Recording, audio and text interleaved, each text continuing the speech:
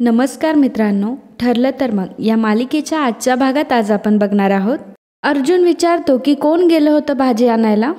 सायली म्हणते की मीच आणायला गेली होती भाजी, परंतु मी तर ताजी भाजी आणली होती. ही भाजी फ्रीजमध्ये कुठून आली मला नाही माहिती. अस्मिता म्हणते की वा ग वा, ताजी भाजी आणली होती म्हणे. फ्रीजमध्ये काय अशीच खराब झाली का ती? अश्विन म्हणतो की अगं पण वहिनी म्हणते ना की तिने फ्रेश भाजी आणली होती ते, आणि तसंही अशी सडकी भाजी कोण आणि कशाला आणेल. पूर्णा आजी म्हणते की अगं मग तू आणलेली ती ताजी भाजी कुठे? सायली म्हणते की फ्रीजमध्येच असणार आजी. आणि सायली फ्रीजमध्ये ती भाजी शोधायला लागते, परंतु फ्रीजमध्ये भाजी नसते. ती किचनवर इकडे तिकडे ती भाजी शोधत असते. खरं तर सायली खूपच पॅनिक झालेली असते, त्यामुळे तिच्या हातून किचनवरील गोष्टी खाली पडत असतात. प्रताप म्हणतो की अगं कल्पना, हे काय चाललंय? किती घाण वास येतोय, आणि तरीही म्हणते की ही ताजी भाजी आणली होती हिने. आणि तसंही तुला सांगून काय होणार आहे, तू आता पण तिलाच पाठीशी घालणार आहे. अर्जुन मनामध्ये म्हणत असतो की आता कधीही पूर्ण आजीचा ब्लास्ट होईल. आता जे काही होईल ते सहन करा मिसेस सायली. आणि तसंही आपल्या दोघांचा फ्युचरचा प्रश्न आहे असं म्हणून अर्जुन मनामध्येच खूप खुश होत असतो. माफ करा मित्रांनो, पण जर तुम्ही चॅनलवर नवीन असाल किंवा अजूनही चॅनलला जर सबस्क्राईब केलं नसेल तर प्लीज सबस्क्राईब करा आणि बेल आयकॉनवरही क्लिक करा. स्टार प्रवाहावरील सर्व मालिका तुम्हाला आमच्या चॅनलवर बघायला मिळतील. धन्यवाद.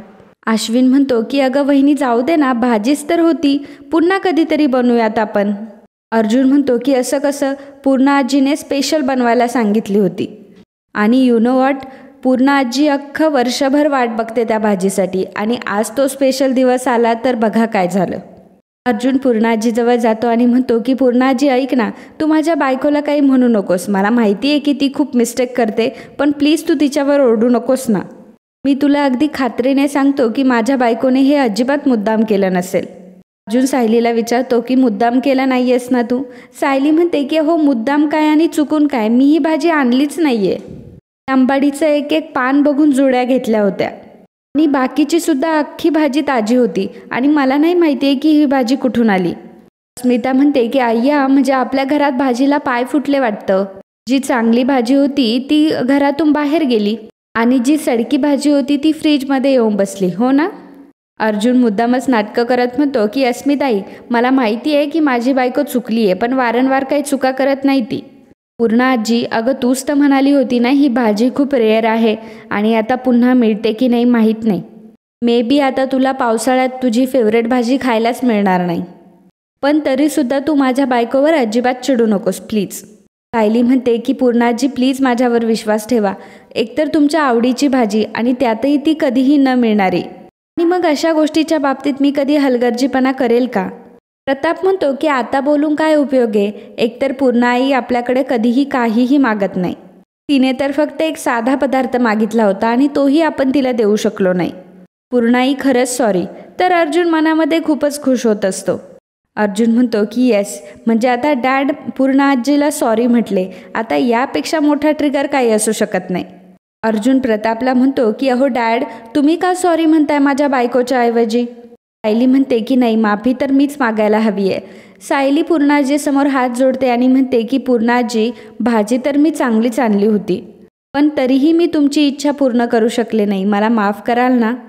पूर्णा आजी ती सडकी भाजी विमलला कचऱ्याच्या डब्यात टाकायला सांगते. पूर्णा आजी सायलीला म्हणतात की जे झालं ते खूप चुकीचं झालं. सकाळी सकाळी जेव्हा मी उठले ना, तेव्हा मला असं वाटत होतं की गेल्या वर्षी जो मी माझ्या आवडीचा पदार्थ खाल्ला तो आज मला खायला भेटणार आहे, पण आता असं होणार नाही आहे. आणि शेवटी माणूस म्हटलं की चुका तर होणारच, आणि एक दिवस आंबाडीची भाजी नाही बनली तर काय आभाळ कोसळणार नाही. आणि बरं का अर्जुन, आंबाडीची भाजी इतकी पण दुर्मिळ नाही आहे की ती वर्षातून एकदाच मिळेल. अरे पूर्ण पावसाळाभर मिळते. आज नाही खाल्ली तर 1-2 दिवसात नक्कीच खाईल. पूर्णा आजी सायलीला विचारते की करशील ना माझ्यासाठी भाजी? तर सायली म्हणते की पूर्णा आजी नक्की करेल. अर्जुन म्हणतो की पण पूर्णा आजी, अगं त्या सडक्या भाजीचा इशू तर तसाच राहिला ना? तर पूर्णा आजी म्हणते की इशू वगैरे काही नाही आहे, नक्कीच काहीतरी गोंधळ झालाय. मुद्दाम सडकी भाजी कोण आणेल? अस्मिता सुद्धा आणणार नाही. आणि मग सर्वजण हसायला लागतात. अस्मिता म्हणते की आता यात माझा काय संबंध आहे? अश्विन म्हणतो की अगं अस्मिताई, तिला असं म्हणायचं आहे की तू कामचुकार आहेस पण मूर्ख नाही.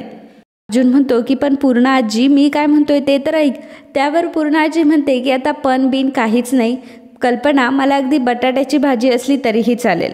कल्पना लगेचच विमलला सांगते की विमल तू लगेचच बटाट्याची भाजी करायला घे आणि सर्वांचे डबे देखील भरून दे. तर अर्जुन हा मनामध्ये म्हणत असतो की आय डोंट बिलीव्ह दिस. मी इतकी मेहनत केली आणि पूर्णा आजी मिसेस सायलींवर चिडलीसुद्धा नाही. पूर्णा आजीने मिसेस सायलींना ॲक्सेप्ट केलं तर मी आयुष्यभर या लग्नात अडकेल. इकडे प्रियाने सगळीकडे पैसे ठेवलेले असतात आणि प्रिया म्हणत असते की हे सर्व पैसे माझे आहेत, परंतु हे पैसे आता मला कुठेतरी लपून ठेवायला हवे. तर काही लांडगे आहेत की ते या पैशांवर लपून बसलेत. प्रिया लगेचच सगळे पैसे घेते आणि कपाटात ठेवायला जाते, परंतु विचार करते आणि म्हणते की मधुभाऊ असे म्हणायचे की सगळी पुंजी एकाच जागेवर कधी ठेवायची नाही, कारण जर कधी पैसे चोरीला गेले तर मग एकाच वेळी सगळे पैसे जात नाही.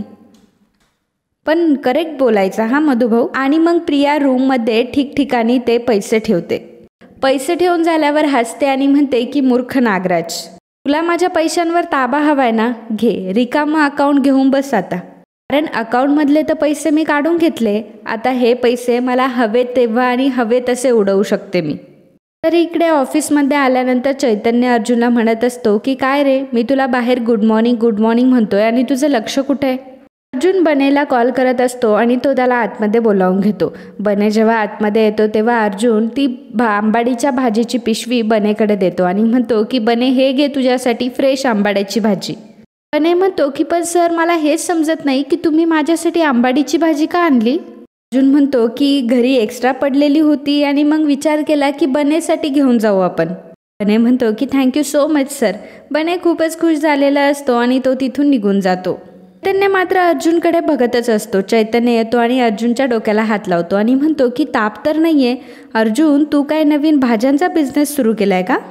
अरे आपली वकिली तर ठीक चालू आहे, मग कशाला तुला दुसरे बिझनेस करायचेत. अर्जुन म्हणतो की शट ऑफ युअर माउथ. काही नाही, मिसेस सायलीने आणलेली चांगली भाजी मी सडक्या भाजीने रिप्लेस केली, त्यामुळे जी चांगली भाजी होती ती अशीच होती म्हणून घेऊन आलोय. चैतन्य म्हणतो की थांब, सडक्या भाजीने रिप्लेस केली म्हणजे. अर्जुन म्हणतो की कारण पूर्णा आजीला आज तिची सगळ्यात फेवरेट भाजी खायची होती. तर इकडे कल्पना म्हणत असते की आजचं प्रकरण थोड्यावरनं निभावलं बाई, नाहीतर आंबाडीच्या भाजीची पूर्णा आजी किती आस लावून बसल्या होत्या. नाही खरंच ही भाजी खाण्यासाठी अगदी त्या वर्षभर वाट बघत होता आणि असं झालं. पण सायली नशीब त्या तुझ्यावर चिडल्या नाही बाई. विमल म्हणते की अहो वहिनी, तुम्ही कसं सायलीताईंना समजून घेता, आज पूर्णा आजीने समजून घेतलं. कल्पना म्हणते की हो ग, पण मला याची भीती वाटत होती की सायली पुन्हा त्यांच्या मनातून उतरते की काय. पण अगं सायली त्या तुला बोलल्या नाही ना, याचा अर्थ असा होतो की त्या हळूहळू तुला या घरची सून समजायला लागलाय. तर इकडे अर्जुन चैतन्याला म्हणत असतो की पूर्णा आजी मला असं वाटलं होतं की खूप चिडेल, आता तिच्या फेवरेट भाजीचा प्लॅन कॅन्सल झालाय म्हटल्यावर ती तर खूपच भडकेल मिसेस सायलींवर.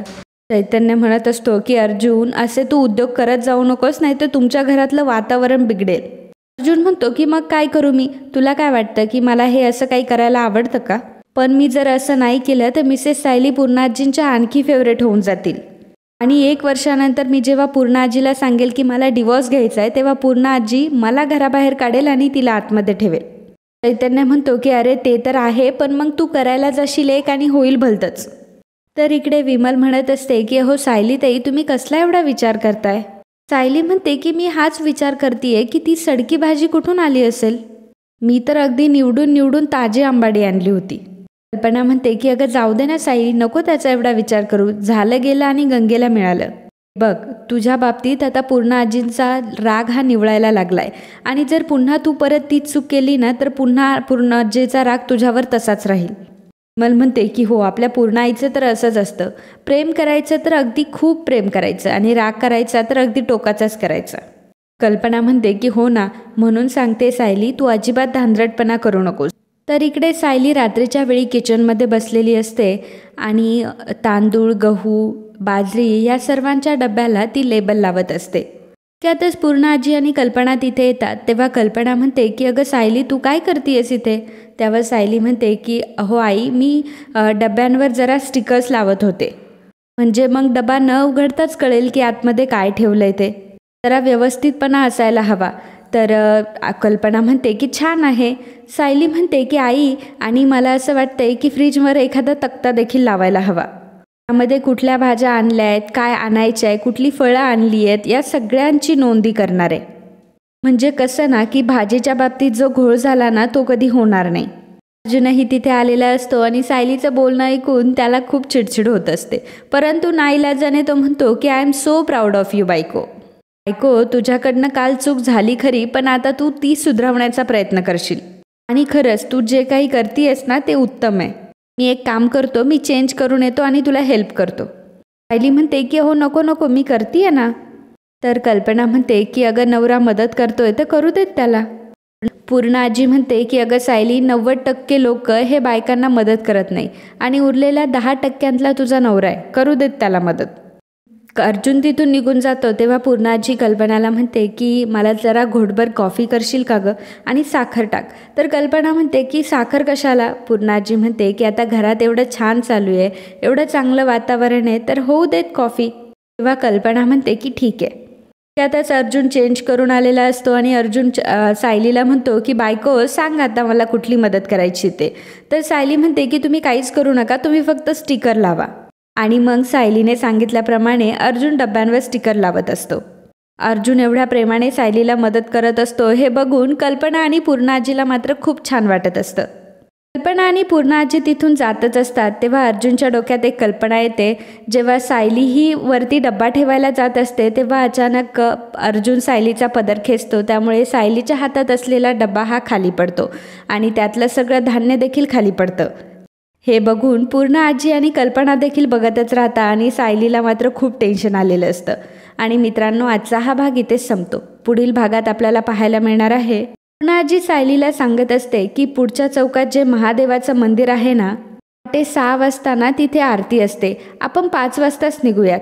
तर सायली म्हणते की हो, मी 5 वाजताच तयार राहील पूर्ण आजी. तर सायली अर्जुनला सांगत असते कसं आहे की मला जर उठायला उशीर झाला ना तर अन्नपूर्णा आजींना असं वाटेल की मला त्यांच्यासोबत यायचं आहे की नाही. त्यामुळं मला आता उद्याच्या बाबतीत कुठलाही धोका पत्करायचा नाही आणि अन्नपूर्णा आजींना आवडणार नाही अशी कुठलीही गोष्ट मी यावेळी करणार नाही. सायली 4चा अलार्म लावून झोपलेली असते. अर्जुन रात्रीच्या वेळी उठतो आणि घड्याळाचा अलार्म हा 4च्या ऐवजी 7 करतो. त्याचं म्हणणं असतं की त्याला कुठल्याही परिस्थितीत सायलीला लवकर उठू द्यायचं नसतं, जेणेकरून पूर्ण आजी सायलीवर ओरडेल. तर मित्रांनो, असेच ठरलं तर मग या मालिकेचे डेली अपडेट बघण्यासाठी आत्ताच आपल्या चॅनलला सबस्क्राईब करा. आणि आजचा हा भाग तुम्हाला आवडला असेल तर व्हिडिओला लाईक आणि कमेंट करायला अजिबात विसरू नका. धन्यवाद.